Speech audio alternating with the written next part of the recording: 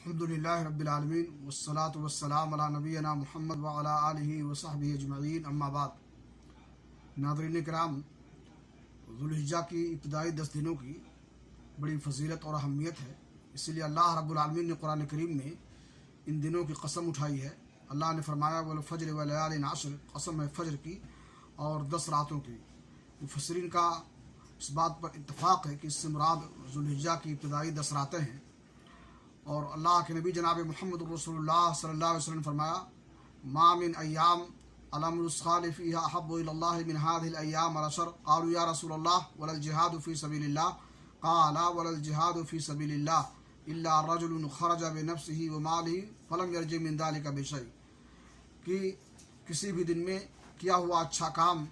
اللہ رب العالمین کے نزدیک اتنا محبوب و پسندیدہ نہیں ہوتا ہے جتنا کہ وہ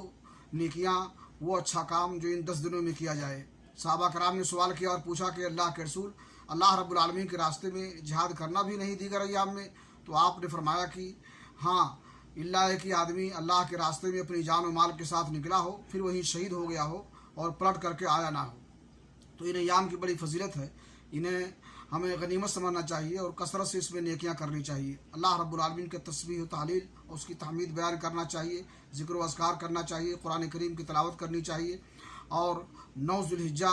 کو روزہ رکھنا چاہیے جس کی بڑی فضیلت ہے۔ اللہ رب العالمین اس کی وجہ سے 1 سال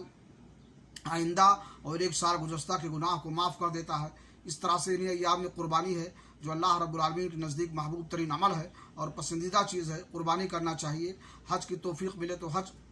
کرنا چاہیے اور بہت سارے کار خیر میں اس میں حصہ لینا چاہیے۔ حافظ ابن حجر رحمہ اللہ نے کہا ہے کہ ان دنوں کی فضیلت اس لیے ہے کہ اس میں بنیادی عبادتیں اکٹھا ہو جاتی ہیں، نماز، روزہ، صدقہ و خیرات